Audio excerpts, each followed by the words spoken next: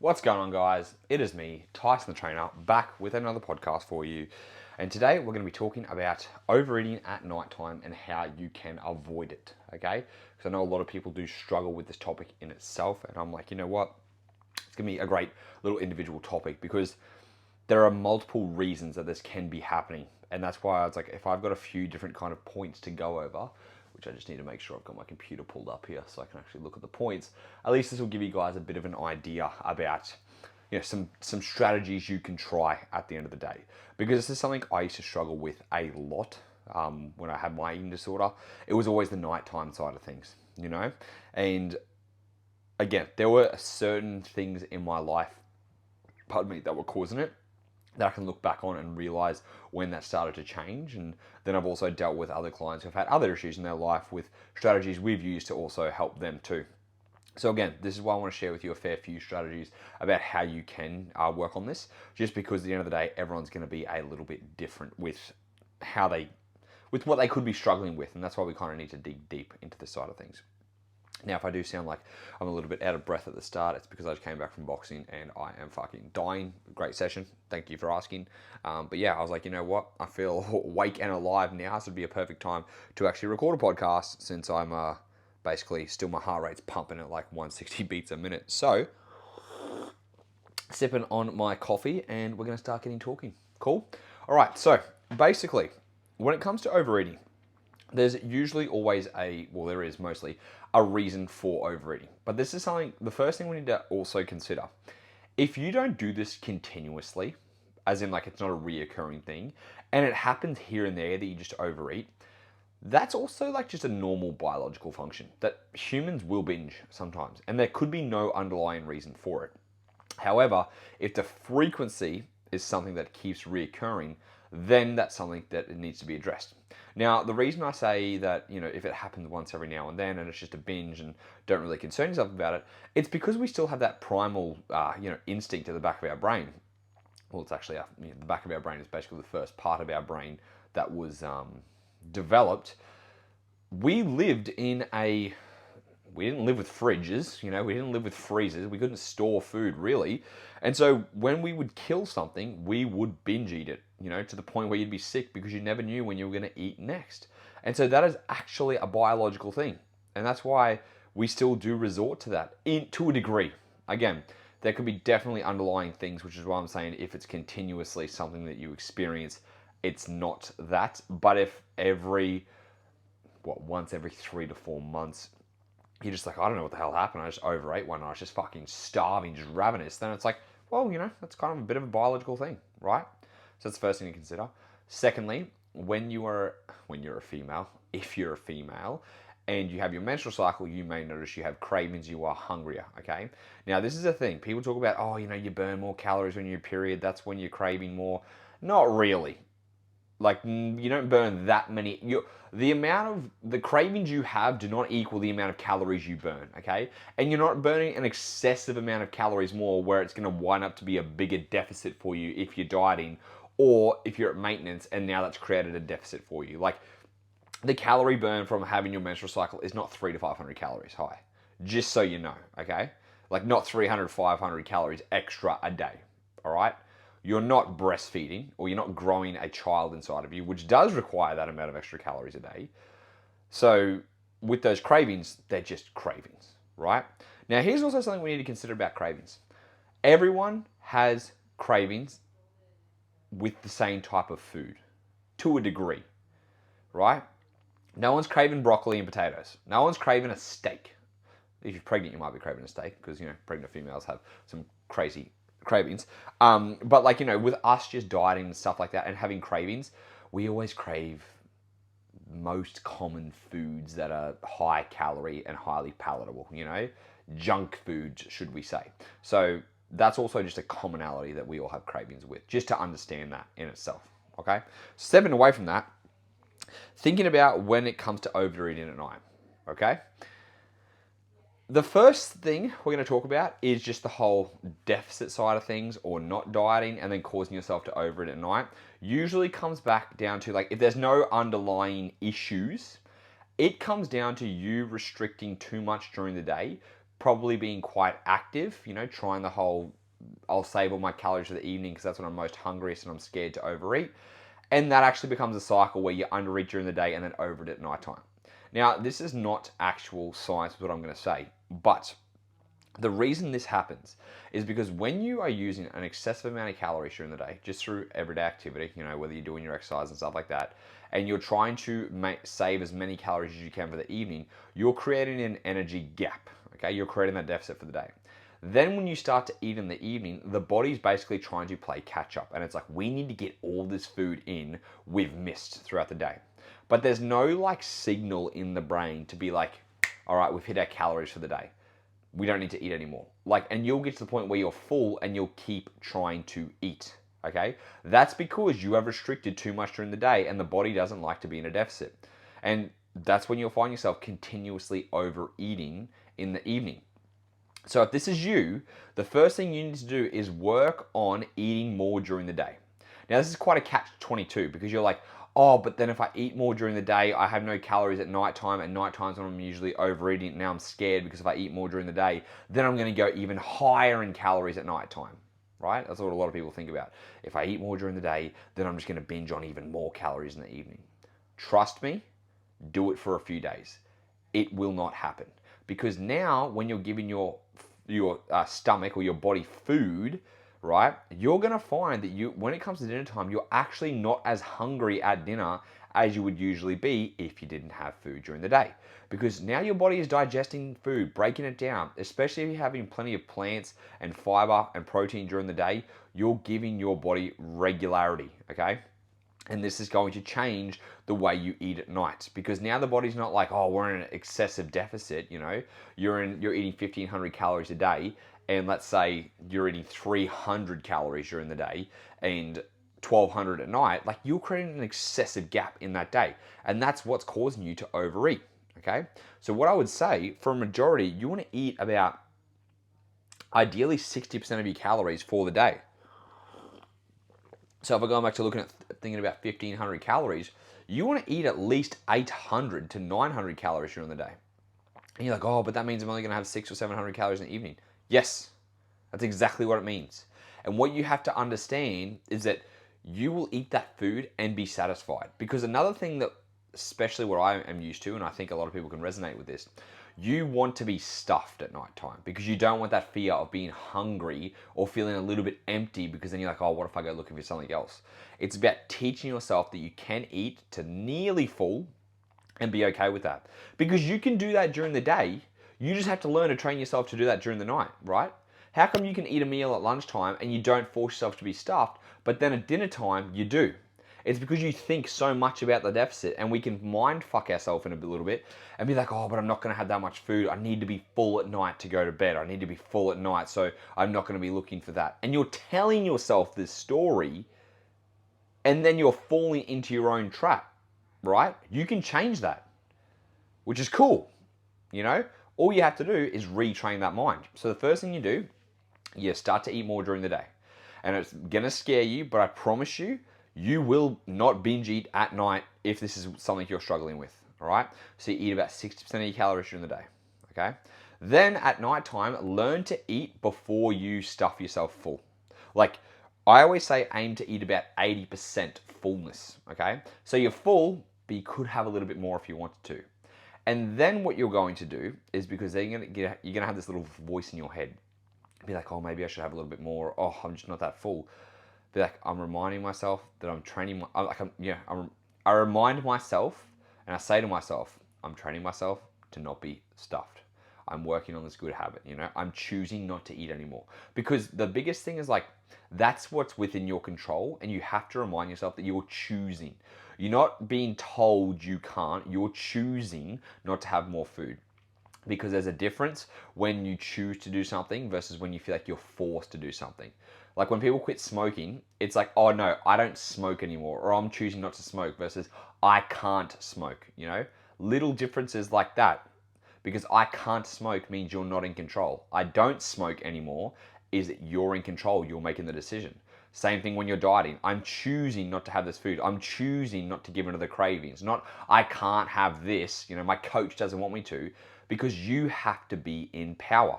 And when you say these things that make you the person who's making the decision, it gives you that power, right? And it's a weird mental thing, but it works. Like, we know that words by I was going to say words by association. I don't think it's the right thing. We know that wording and how we word things is important. So turning that on its head and saying you're choosing versus you can't, all right? So you're going to get there, you're going to eat, you're going to be finished, you're going to be like, oh, what if I got to have something else? And she's like, no, I'm choosing just to try this, And you only have to do it for a few days and you'll realize, oh, I'm actually not eating anymore. I'm not binging. Because it's going to take a little bit of, obviously, time to adjust that. But it's also just showing yourself that it's okay. Because it's the most nervous thing to try it. Because you don't know, And at the end of the day, let's just say, for people who are like, oh, fuck, I don't know if I can do that. I don't want to be able to binge more calories. If you binge extra calories for like 2 or 3 nights, right? Trying to adjust to this and see if it works. And you binge an extra bit of calories.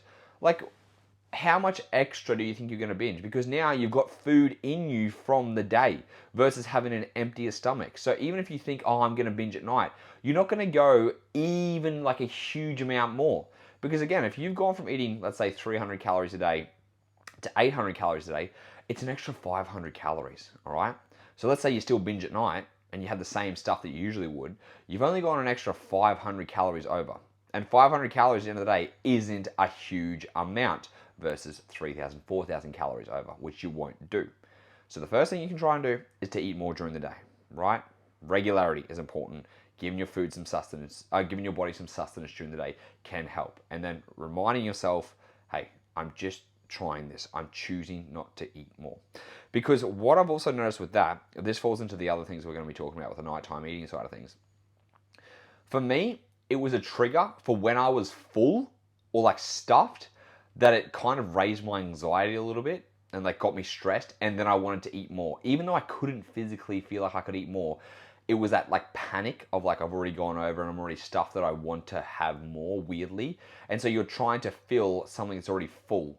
Versus when I was able to pull myself up a little bit before being full, I didn't fall into that anxious trap of forcing myself to overeat. And some of you may have realized that some of those nights you haven't binged eat, and it's actually those nights that you've not eaten as much. There's kind of that balance you've got to find. Like, obviously you don't want to be starving after a meal, but you eat a meal and you're like, oh, actually, like, I'm not full, but I found that I didn't overeat that night. And so it's like, what's the kind of thing here? Sometimes it's that anxious feeling, like when we're stuffed, that we want to have more. It's a very weird thing that some of you may experience before. So give that a go. That's the first thing. Secondly, using food as an emotional crutch.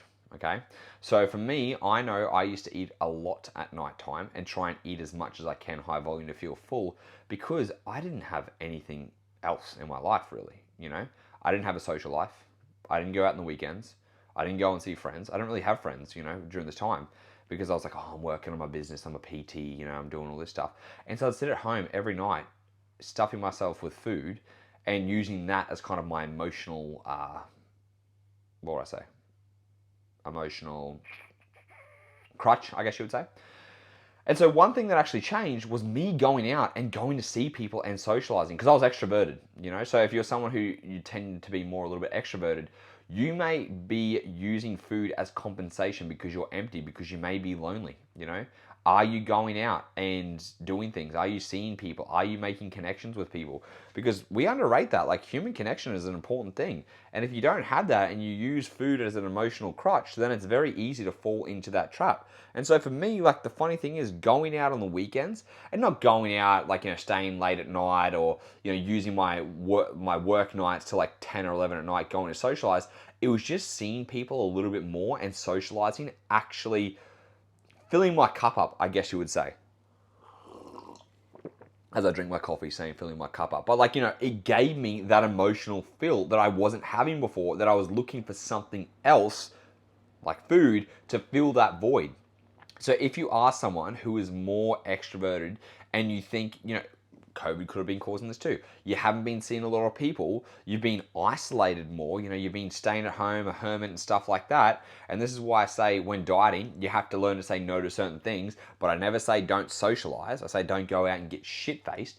But you can still go out for your coffees. You can still go out for like 1 or 2 meals a week, making sensible choices. That might be something you need to fill that emotional void. Or maybe, like I said to one client, have phone calls with friends at night, Like if you're alone at night and you're just feeling lonely, talk to people, jump on the phone, have a chat with people, Some of us just need a little bit of human connection, especially if you've gone from working in an office to working at home, being by yourself, not having anyone else around. You talk to your workmates maybe like through email, not even anything else. And you don't have that emotional connection. So it's like, when's the last time you called someone? When's the last time you had a chat with someone? Maybe twice a week you jump on the phone and you call someone while you're having dinner, or you video time someone, or whatever it's going to be. And interestingly enough, that will be a fix for some people. Filling the emotional void through, extroversion they're not getting at the moment. Now, obviously, if you're introverted, probably won't be the same, but we need human connection. So if you can think about, have you been having enough human connection in your life? If that's not something you've been doing, making time for that, right? Reach out to a close friend and be like, hey, you want to jump on the phone this week? You want to have a chat after work when you're free? And you can do this while you eating dinner. You can do this before, you can do it after, because usually what happens after dinner, it's never I eat dinner and then I keep eating. It's like I eat dinner, you wash up or you sit around, then you got nothing to do. It's a dead time, and that's when it happens. So maybe that's when you call someone. Maybe that's when you distract yourself. Or maybe that's when you go and do something else social. Okay, so let's say you finish work at 5:45 or 5:30, right? Now you've got there's heaps of social things you can do. A hobby, okay? Let's say it's a book club. All right, you meet up for a Wednesday night book club at 6:30 until 7:30, so it's an hour.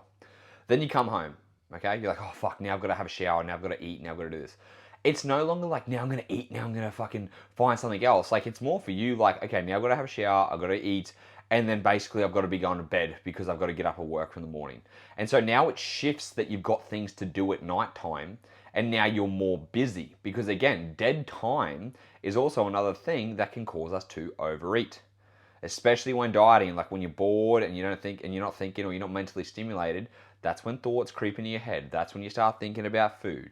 And so it's like maybe doing some more things during the work week, as long as it's not impacting with your sleep, because obviously we don't want to be, staying out till 12 o'clock at night or fucking 11 o'clock and getting up at 5 in the morning, because lack of sleep will also cause you to overeat.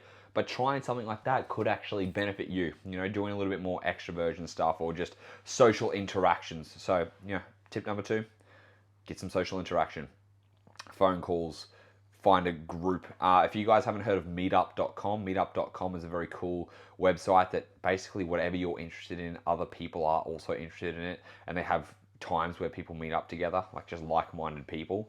So it's worth giving that a go. Or again, just connect with old friends, do some FaceTime, do some videos, do something like that. So emotionally using food as a crutch can be changed by filling your emotional cup up, if that makes sense, right? Number 3 is, I guess it comes back to point number 1, not stuffing yourself, okay? And learning to be okay with being a little bit hungrier at night. Even when you were dieting, learning to be a little bit hungrier at night is a very, very important thing, okay? Now, I'm not saying be super hungry. I'm saying just leave a little bit of a gap in your stomach so you're not full to the brim. Because again, I know a lot of people who, I've dealt with a lot of people who, when they hit that fullness, that especially myself too, when you're full, that's for some reason like that catalyst to keep pushing. It's like how much more food can you fit in your mouth? Even though you feel like it's already at your throat, I can't get anything else in. It's like, how can I put more food in my mouth? And it's funny because there's like 2 sides of you, There's like that one side where it's like, I can't have any more, and you don't want to have any more, but somehow that second side of you is still trying to like put food in your mouth. And it becomes like an unpleasant feeling, And so with that, it's like a lot of people can stop that, weirdly enough, by not getting to that point and learning to be a little bit less, learning to not be stuffed to the brim, I guess you would say. So with that being said, think about what your dinner size is actually like. And can you reduce that slightly? So one thing I found is like I was having so much volume at dinner, like over a kilo and a half at dinner time alone.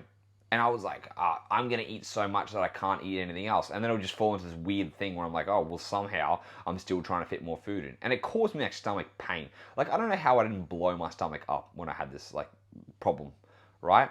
And so with that, learning to be a little bit okay with not being fully full will help you too.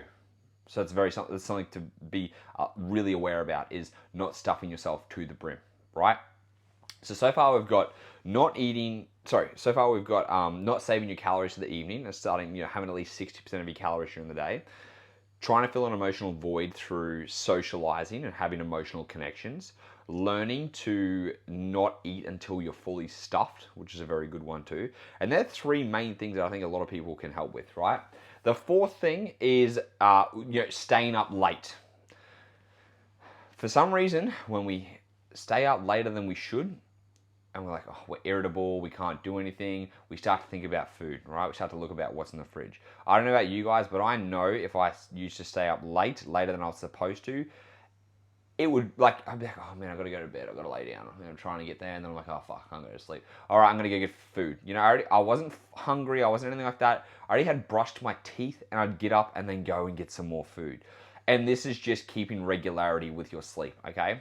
The longer you are up, the higher the chance your brain has of thinking up ways to make you go and get some food, okay? So keep a regular sleep schedule is a very important thing. And if you can't sleep, distract yourself. Read a book. I keep saying play Sudoku lately to people. I don't know why. I've become obsessed with Sudoku. It's just the easiest thing for me to turn my brain off.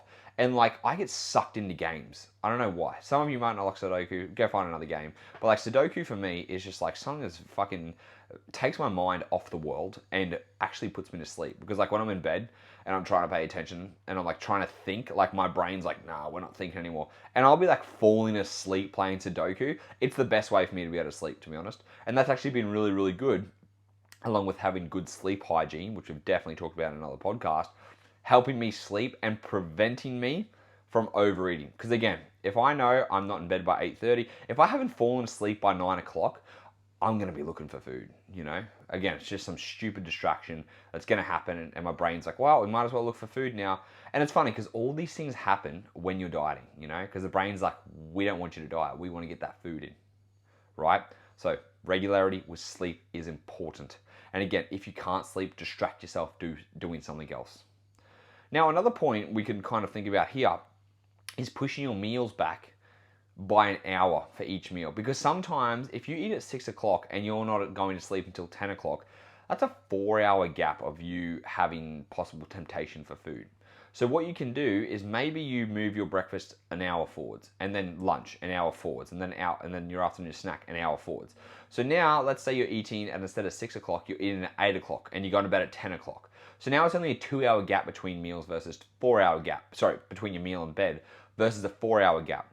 Because again, when you are dieting especially, the longer you have before you go to sleep, and especially at nighttime, we're winding down, we're watching Netflix, or basically it's probably what everyone's doing, watching Netflix or watching TV. I like how people are oh, I don't watch TV. I'm oh, what do you watch? And I'll watch Netflix. I'm what the fuck is the difference? You watch Netflix on TV.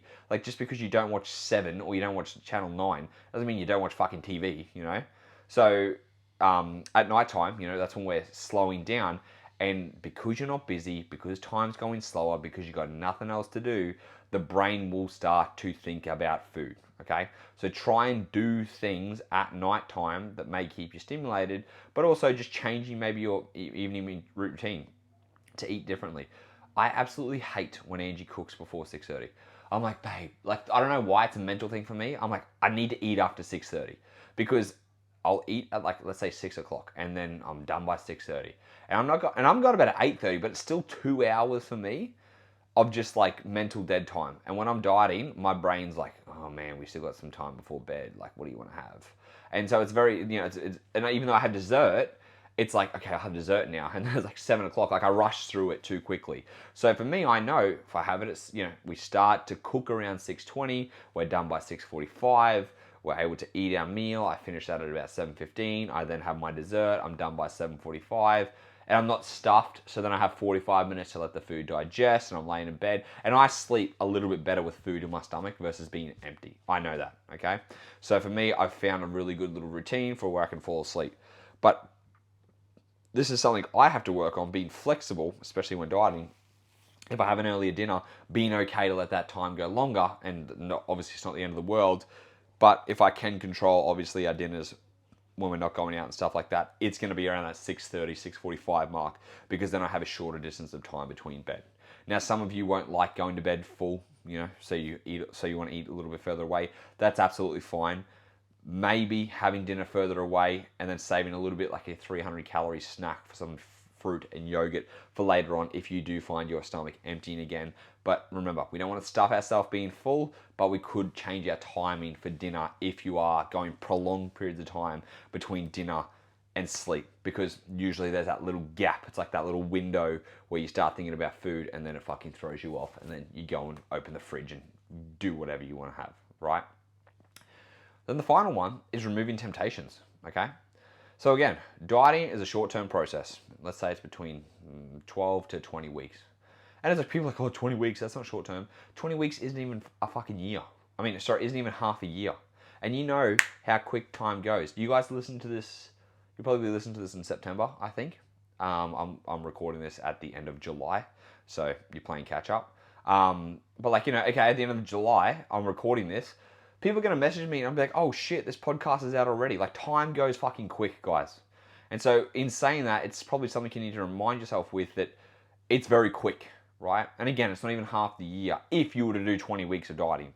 But most of you are going to be doing 12 weeks, 12 to 16, okay? So in that time, remove temptations. Because if you know at nighttime when you're hungry and you got nothing else, when you're hungry or you're tempting and you go and get chocolate from the fucking cupboard every time, how about you just don't buy chocolate in the house? Because then it's like you had the temptation, but are you going to go down to the store? When there's nothing in the house, you're like, oh, fuck. Like, when you open, I don't know if you guys have ever done this. You don't have anything in the house that's a temptation, okay? Then you go looking, and you're like looking at every little crevice of the pantry and the fridge, and there's nothing there. And then you're just disappointed. And there's still things you could have, like, oh, do you want to binge eat on yogurt? Do you want to binge eat on fruit? Do you want to binge? And it's like the body is like, nah, there's nothing worth it here type of thing, because they're just like good foods that taste okay, but they're not the things you want to have. And so it's like, well, I'm not binging now. And so that's like a little surefire way to avoid that altogether. It's just to remove the temptations, right? So there you go. Like, removing temptations at nighttime, especially when dieting, is a good idea. And I know I say nighttime because that's mostly where we fuck up, but just in general, don't buy tempting foods. And that's why I always say, like, sometimes we need to cut out foods that could cause us to overeat, even though when you're not dieting, put them back in your diet, just don't have them when there's temptation around, or like when you're dieting, because you will give in. And then finally, being able to control if you start to slip, right?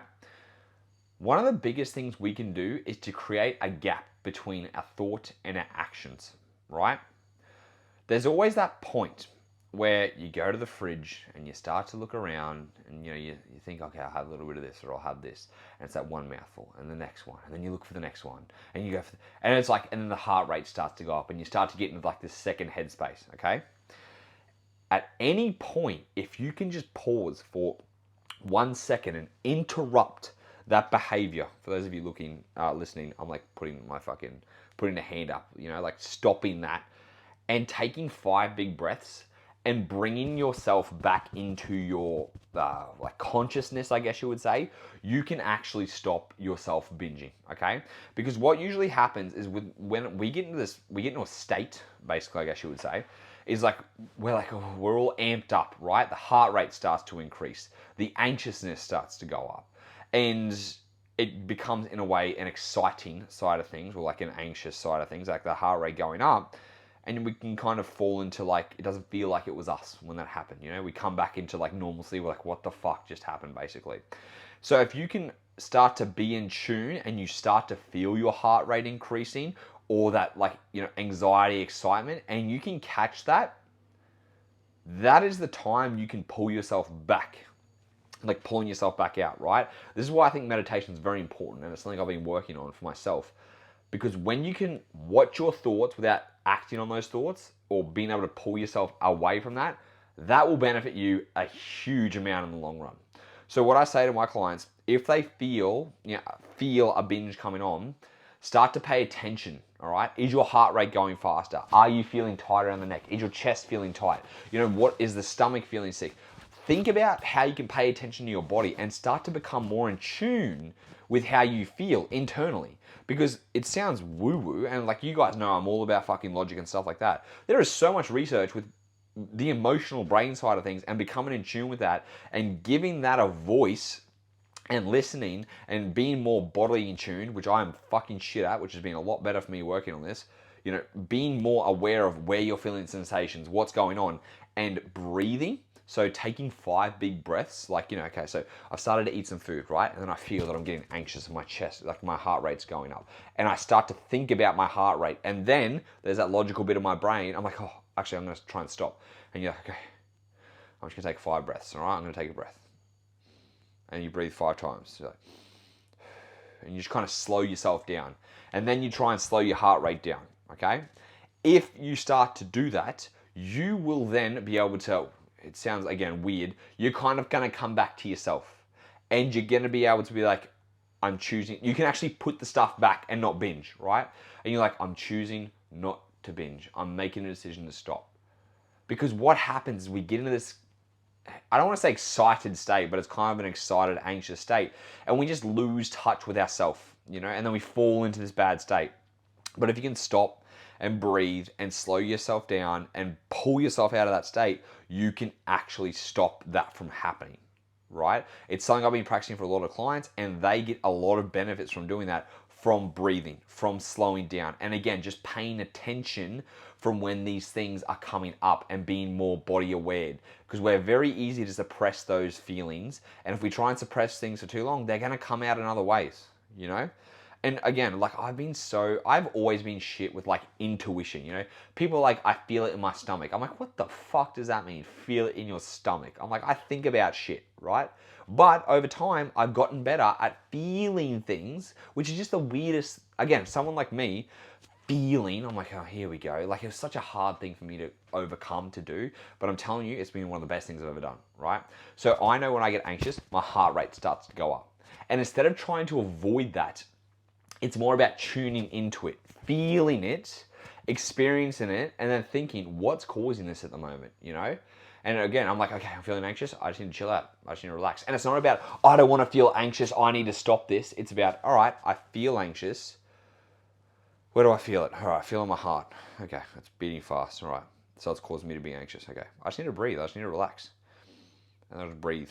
And this is literally, like what I'm saying to you guys, I say in my own head. I'm like, I just need to breathe. I just need to relax, And funnily enough, now I'm like, I know what anxiety feels like. As in like where I feel it, Other people are like, oh, if you feel like, I don't know what another feeling is. You might feel sick in the stomach because it might be a guilt feeling, you feel bad. Or it might be a tightness on the throat or whatever it's going to be. Everyone's going to have weird different feelings. But when you can become more in tune with your body, it's just a weird thing that you can actually manage your states better. And again, like I was like, fuck off, like whatever. And then weirdly, it's just become something that I'm like, oh, this is actually super important and it makes sense. So again, coming from someone, you guys know how I am, all about logic, all about science, all about facts, all that shit. Like this stuff is really, really cool. And I think it's a very important thing for people who are like type A personality, go, always, trying to do shit, which is me, never actually slowing down and being in tune with yourself. And that's one of the best things you can do, okay? So again, when you find yourself kind of falling into that, start to become aware of it, think about where you're feeling things, and then just be like, I'm going to try and breathe for 5 seconds. Because when you can create that gap between thought and action, you can then stop those actions. Or just, pause those actions. Let's say you've got halfway through a binge and you stop halfway through. Well, guess what? Stopping halfway through a binge compared to going a full way through a binge is progress at the end of the day, okay? Right? And you're like, oh, but I still ate 500 calories. Yeah, you still ate 500 calories more, but you didn't eat 1,500 calories more, And you were able to stop yourself and you're able to choose to stop yourself versus feeling out of control the whole time and then wondering what the fuck happened, and why couldn't I stop? So that's a really cool thing that you guys can be able to try too. And again, it's just becoming more aware of how you feel. And then finding things that also trigger those binges, like is it, again, do you find yourself 10 o'clock every night, you're on your phone, you're stressed out, you're thinking about something and then it causes you to binge? Do you come home because you haven't been eating all day and then you go and binge, right? Understanding those behaviors too will also help you. Cool. So they are just some tips that I hope help you guys with overeating at night. If you try any of these and if they work, please do let me know. Send me a message. Tell me which one worked and why and how you did it, because I love hearing about people who overcome these things and they're able to, I don't want to say defeat it, but able to be in a better headspace overall with it. And just before I go, I do want to tell you guys, if you are someone who struggles with an eating disorder, right, or you've had something, you've had it before, it will never go away, which is shit. All right, but it's just like alcoholism. You never get rid of an alcoholism. You're an alcoholic. You're an alcoholic, right? So what do? You do things that prevent that. So for me, right, I will still binge, but I will binge once every 6 or 7 fucking months, or maybe once every 10 months, and it's never a guilty feeling afterwards. It's never any of those things. It's like, oh fuck, man, I went overboard, and then I just get back on track. But guess what? It's that versus every fucking night or every second night or constantly going back and forth fighting myself all the time because I did things that obviously got me out of it and got away from that struggle. But it is something that's always going to be innate there because you don't cure it like that. And it's nothing to be ashamed about or something to be sad about that it will be with you for life.